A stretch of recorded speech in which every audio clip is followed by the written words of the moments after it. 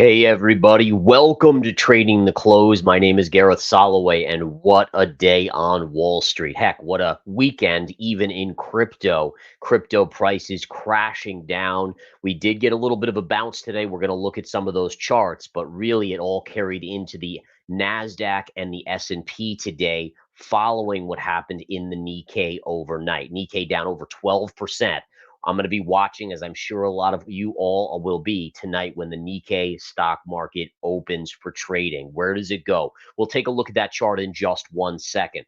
All right, so big day on Wall Street. Markets are off of their lows, but not by a ton. We have to see where things are likely headed. All right, jumping into the charts here, or at least into the heat map, we can see that the Dow is down 950 points. That is a massive move down for the Dow Jones Industrial Average. NASDAQ down 615 points, 3.65%.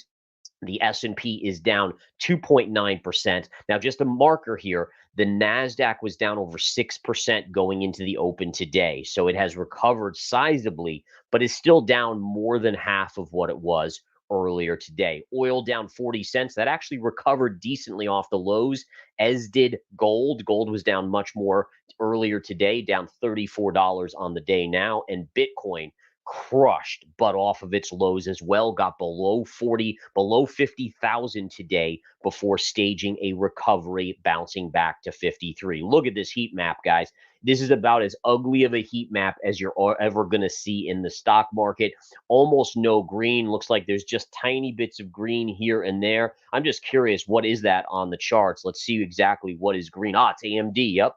Traded that today, guys. In fact, we actually bought that today in smart money stocks, and we actually sold it already for over a 10% gain. This was trading in the low 120s, and it is green on the day. So that's pretty darn cool there. Very cool to see in terms of green and members in smart money getting a bid and ultimately making money on that. All right. So when all is said and done, markets look again like they will close sharply lower, but off of their lows of the day. Let's flip into the charts today. This is your intraday S&P 500. You can see we opened all the way down here, and that was even off of our pre-market lows. What a rally took place here, not even close to getting back to the flat line, but look at how it's faded throughout the day. Now, let's talk psychology here. Why is the market fading towards the end of the day? Why in the second half of the day, see here from this high, we've generally trended to the downside. So let's talk psychology, human psychology. So what ends up happening is when you get an event like this where overnight the futures get wrecked, all right, and it's due to the Nikkei, for instance, among other things, what ends up happening is that buyers, either short coverers or buyers, come in early. But by the second half of the day, people start thinking, wait a minute, do I want to hold this position overnight when the Nikkei could drop another 12% or 10% or 5% or whatever it may be? And so there's generally some profit taking that takes place in the second half of the day. That's human psychology 101 of being worried about what could happen overnight. People are scared. The VIX tells us that. The VIX, again, still at 40, although highly off of its highs of 60 and change. So that is why we're seeing kind of some end of day fading just a little bit. Now, we are getting a little bit of a pop here at the close, a small uptick, maybe a little short covering.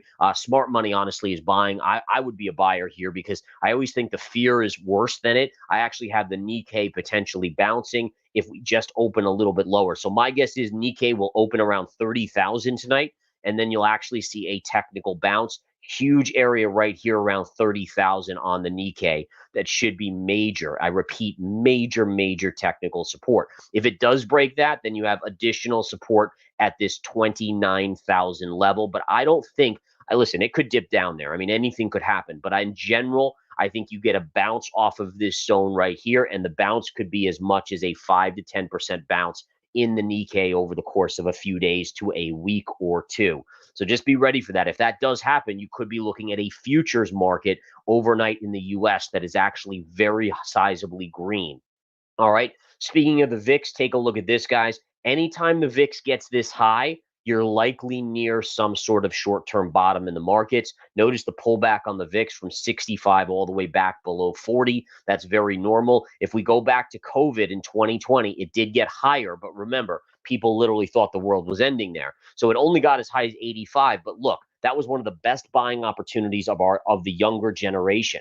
mean, it was an incredible buying opportunity, right? And so ultimately what happened is the VIX came all the way down and then finally bottomed out. Here's your next pop.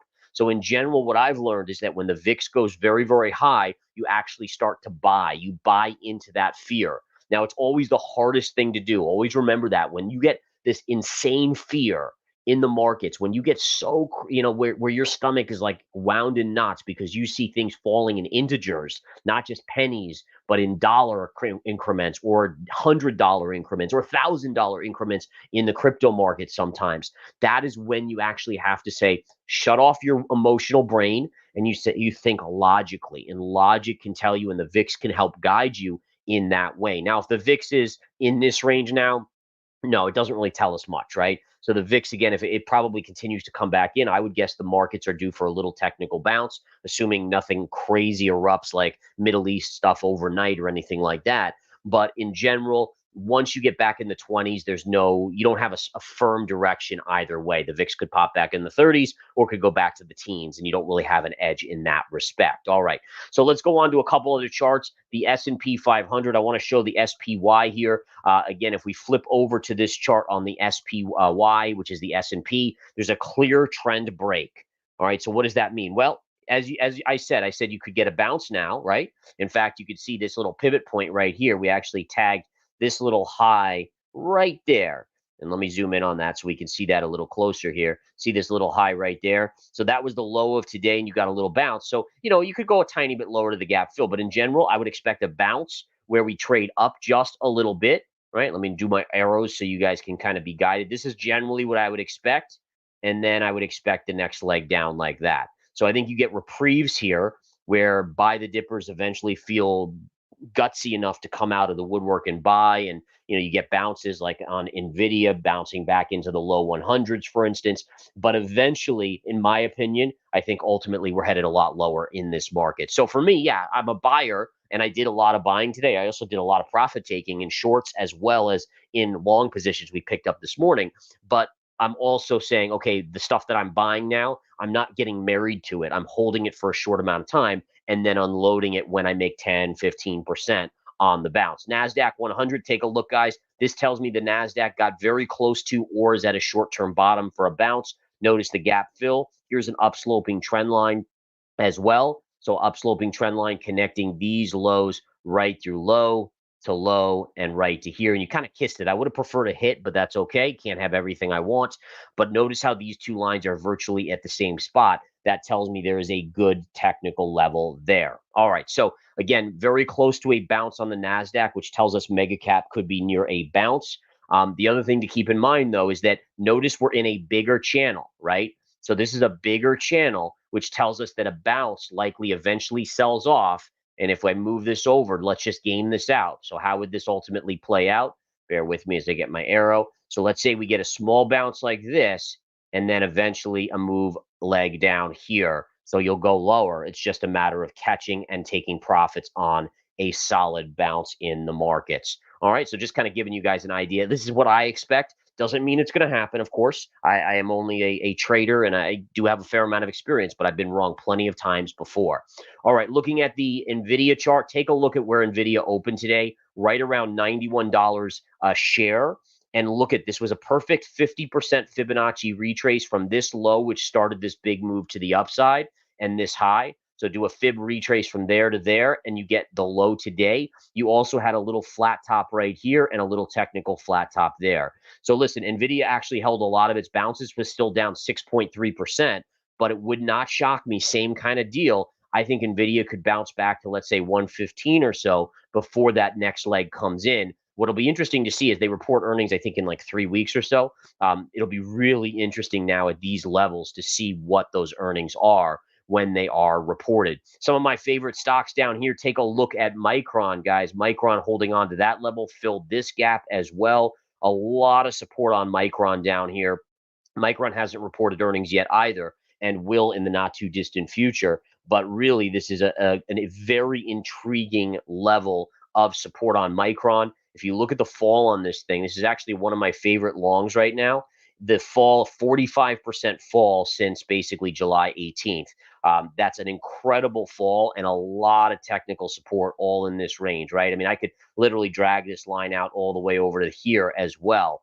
Now, it's not to say it can't go lower, but probabilities are starting to shift that we should see some sort of snapback. My general short-term target would be back to 101.66, this gap fill. That would just be a minor resistance. Really, if you're looking for a better target zone, it would be right in here, right? A retrace. You can see how on the way down, here's a low. And then notice how when it came in here, look at how the chart behaved. It kind of stopped and went sideways and then broke down. That's telling you there's a level there that will be resistance on the way back up.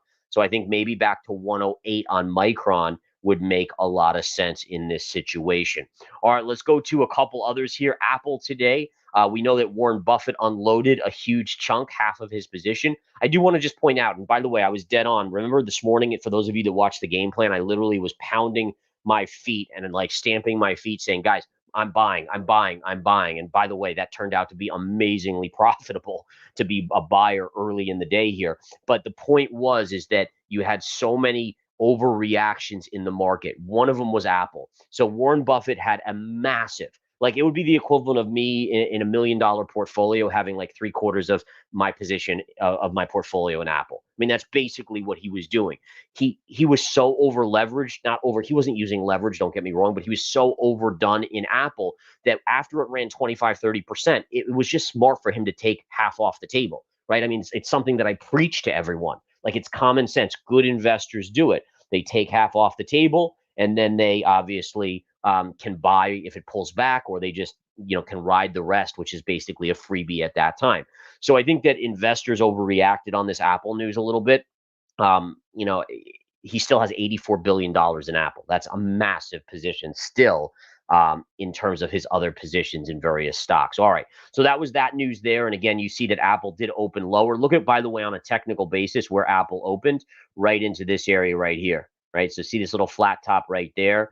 I don't know if it's a fib retrace. I always love to check that out. Sometimes it is, sometimes it isn't. It's always more beneficial when it is. Let me see here. No, it doesn't look well. The 50 was just a 50% fib retrace was just above that level. So yeah, I mean, it was right in that zone between 200 and 197. So within $3 there. And either way, it had a huge bounce on that chart. All right, flipping over to Bitcoin, guys. Let's look at BTC here.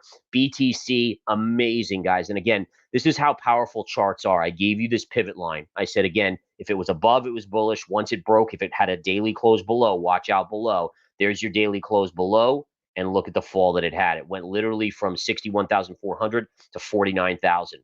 All right. Now it has bounced. It's a good bounce. This isn't a bottoming tail, though. I like the fact that it's regaining some of these support levels, though. You have this area here. It kissed this level here. So I do think you're likely going to get more upside on Bitcoin here in the near term. And again, if you're in my Smart Money crypto service at Verified Investing, you know that I went long like crazy on so many of these cryptos that were getting flushed, Avalanche and, Near and Cardano and Ethereum and all these. Speaking of which, we can look at Ethereum real quick. And Ethereum, beautiful bounce here as well. By the way, this hit a perfect trend line. Pivot high right through these lows here. See that right there? And then look at the low today. Didn't hit this. I would have almost preferred it to hit this just because it would have been like two levels at once getting hit. But still very, very cool in that respect of it hitting that level and getting a good bounce. Where would Ethereum make sense to bounce back to? The scene of the crime, right? You guys have heard me say that before. Scene of the crime. Let's take a look at that. If we flip over here, we get my arrow. The logical bounce back would be back to this trend line right here. And then we have to see, does it pull back? Does it break through? I don't know, but this will be resistance. Right around 3,000 would be your logical target on that. Gold today, guys, taking a look at gold. Nice move down on gold. Although, again, notice how gold was down a lot more early in the day and then kind of came back. And that's very gold-esque. When there's fear in the market, people sell, and then they don't even think about it. They just sell everything, right? We saw it during COVID. And so I think that was what was going on this morning. And then by this afternoon, smart money was starting to say, hey, buy gold. Because if we're going into a recession, if the Nikkei is in trouble, if Japan's in trouble, if all of these things are going on, it makes a lot of sense that you probably will have a scenario where, we're in for a intriguing potential rally higher on gold, especially with the money printing starting up quite a bit here. By the way, I'm just taking note here. I'm seeing the semiconductors after hours getting a surge here. Interesting. Hang on one second. I got to jump over to the SMH here and just do a quick check here. Extended hours. Yeah, that's a little bit of an uptick. It's not a huge uptick.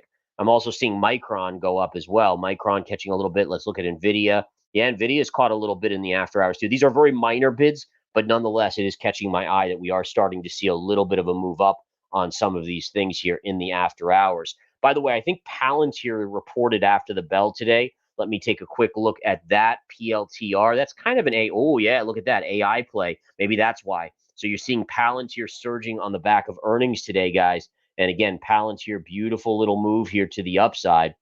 And that is likely helping the case for some of these chip stocks doing better than AI. There's a positive narrative on AI right now, and that looks like it's a positive. By the way, I want to highlight Intel. I'm a big fan of Intel down in this range, guys. Take a look at this trend line. If we go to the weekly chart, sorry, I'm jumping around a little bit today, but I just remembered Intel and then I saw what was going on.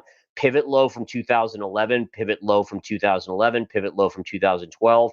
We just hit it today. And then if we look at this, you almost got a little micro bottoming tail on the chart here. In fact, I'd have to do the measurements, but it might be a little bottoming tail there. Either way, the one thing when I see stocks like this, good quality companies that have just faltered and kind of shot themselves in the foot, if you will, it reminds me of activist investor opportunity. And so activist investors, where they come in and they take a big stake in it, the stock usually pops up because you got the activists trying to work with the company to do better. There's a lot of money to be made. So just be on the lookout for that over the next couple months. At these levels on Intel, it makes sense that an activist investor might get involved. All right, let's go back to a couple other things. Let's look at silver real quick. Silver got hammered. Again, remember, silver was hovering below the pivot line, the bullish bearish pivot line, and therefore going to the downside was to be expected. It kissed a little support here. I think it could go a little bit lower, but it's getting really attractive down in this range. Oil today, good bounce on oil off the low, still a small down day, but you might get a little mini bottoming tail here on oil. So it looks like it's trying to hold on to this bigger wedge pattern. If it's able to put in a bottoming tail with this wedge pattern, I think you actually get a reprieve and get a bounce in the chart of oil here. Just a short-term bounce, though. Natural gas, guys, you know I love my fibs. Today, we officially pierced the 786 Fibonacci from this low to this high right there, and actually it recovered pretty well. Again, I continue to be bullish on natural gas here. It is way overdone into some major support. Natural gas, again, known as the widowmaker, can do anything it wants at any time, and I've been out of the money plenty of times on it, so just be aware of that. But nonetheless, to me, it does look very attractive down here for a potential long trade. All right. HIMS reported after the bell here. We could take a look at that real quick here, guys. Again, this isn't a big market cap company. Looks like it's down slightly. Lucid reported here. Lucid's up slightly there as well. So those, again, were pretty much Palantir's the big name, obviously. Palantir's the big one there. But other than that, there's not a whole lot else that I'm seeing that's of interest. Actually, Yum China. Let's look at Yum China. Yum C here. That's up a little bit after hours on earnings. And then if we look at CSX, which is a railroad stock, that's also upticking a little bit. By the way, Celsius reports tomorrow. Very curious on this one, guys, because it's been beaten down so much. Take a look. I did some annotations on this chart. Lots of support here. It hit it at $40 and even more support at 36. So with earnings tomorrow, this is a big level. It's down from almost $100 down to $40. That, to be honest, might be due for a bounce on earnings. We'll see what those earnings are tomorrow morning.